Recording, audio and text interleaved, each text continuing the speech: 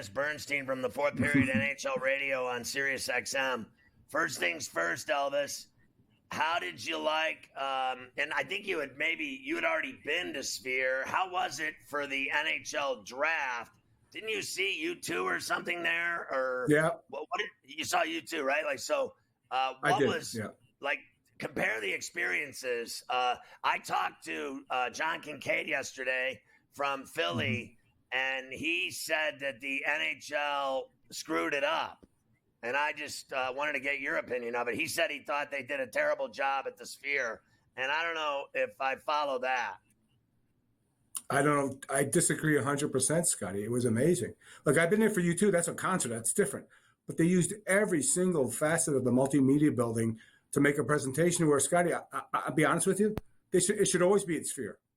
Like, how do you go to like an arena next year and present it from a TV standpoint and think it's going to be the same? It's not. It was unbelievable. It was overwhelming, just like the U2 concert was overwhelming. I just agree with them. I don't know what the NHL screwed up other than it ran a little long. One of the problems was logistically, normally you would see everybody go up on the podium and they would take a picture with the draftee, and then they come off. But that time, because the stage was so small in the middle with the tables, it's a smaller floor.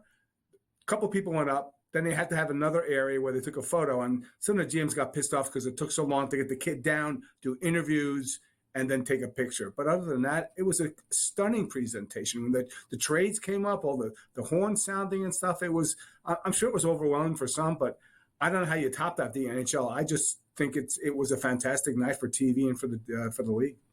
Yeah, and the videos that they run in that ball, it's just what it is. It's a giant ball. It's crazy. It's crazy. Yeah. And I thought it was really cool no matter what. I watched part of the draft and I thought it was cool, and I saw the Dead there. I thought it was phenomenal, and I wish I would have seen U2 there. I think it's an extraordinary building. I look forward to seeing the UFC 306, I believe, is going to be in there, and that's going to be crazy too. Let me start with Gensel. I said yesterday that I believe, has a brilliant career because of Sidney Crosby, Malkin, Letang, Hornqvist. I thought those Cup teams made him a star, and I thought he was good in Carolina. I didn't think he was great. And he's replacing Stamkos. The fans didn't like it. I think they'll like Jake Gensel, but he's not what he was in Pittsburgh. I'm sorry. I'll never believe that. Except for one thing. He's got this guy named Kucherov on his line who can make me look good, and I can't skate. I get it. Like, here's the thing, Scotty. Steven Stamkos, and I get it, 5-on-5 game, he scored 40 goals. Even with Kucherov, how many is Jake going to get? 40, 42? And you're paying him more than $9 million, more than Stammer's getting in Nashville. I didn't like the move, and I don't like the way. More importantly, Scotty, I don't like the way it went down. Like, I know that he's not owed anything because he won there, they paid him, but you need some transparency on what happened here, right? And here's the thing, Scotty, they took care of everybody on that franchise. They took care of Point and Kucherov and Sergachev and Brandon Hagel and Eric Chernak. But not this guy? I don't get it. I don't get it. Everybody else got everybody got deals, Scotty, including now Victor Hedman, into the next decade, but not Steven Stamkos. And Breezeball, the GM, said, well, I don't want to get into the details. No, I'm sorry. For this player, you have to get into the details. We need transparency on why this guy, not for me necessarily, but for the fans. This guy's loved. He had a C on his jersey for championship and captain. Right. He was owed better. He was owed an explanation to the public of why this went down. I get it. You want to move on. Think it's not the team didn't do well in the playoffs. They lost to the Panthers in the first round. I get it. But a little bit more transparency on why this guy isn't still there. So Breezeball basically said, fans need to chill out or understand how things work nowadays? Yeah, it's that old line from The Godfather. It's business, not personal. Right? I mean, that's it. We want to change. And he could say, look, we won cups with him. We haven't been winning the last couple of years. We need a different look. And I think the one thread was the 5-on-5 play for Stamkos wasn't great. But, Scott, he scored 40 goals. So who cares? Who cares when you score the goals? And, again, I don't think Jake incrementally – Jake's not going to come in and score 55 goals. If he does, then we're wrong and they're right. I just think that he might get 42, 44. And now you're paying even more on a longer-term deal. Look, Kucherov can make, like I said, anybody look really, really good. Jake will put up goals, but I just don't think there's going to be that much of a bump going from Steven Stamkos to Jake Guentzel. So what did you think of the haul that the Predators got and all those players they signed? They signed a lot of big names and spent a lot of money. I got a text from Vegas about 3 hours into free agency. Should I put a future ticket on the Predators to win this Western Conference? So everybody's going to overreact. Look, here's the thing. Right now, why were the Predators in the playoffs, Scotty? A team that couldn't score. Now, you know what they have coming into the season? They've got 3 40-goal scorers. They've got Forsberg, who's been with the franchise. They've got Stamkos, who we talked about, and Jonathan Marchessault, who, by the way, scored 42 goals next year. This could be a real – and he's got Brady Shea.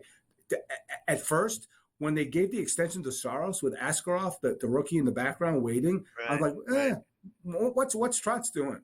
Well, now we know what Trotz doing. What a great haul. Look, do I think they're at the top of the West right now?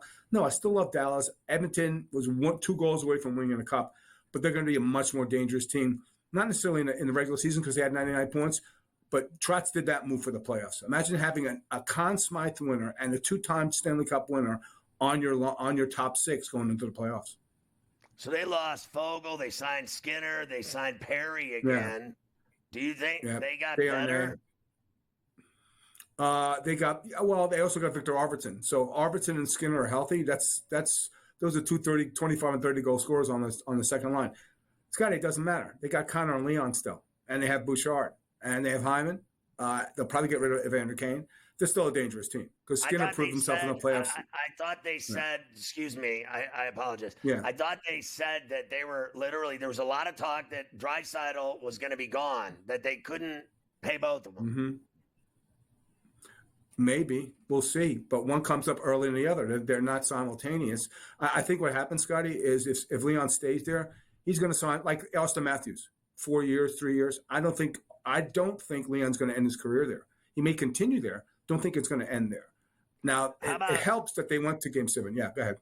How about Montour and a lot of the only guy that stayed in Florida was basically Reinhart, and then all these other guys. A lot of them got rich somewhere else, like Montour.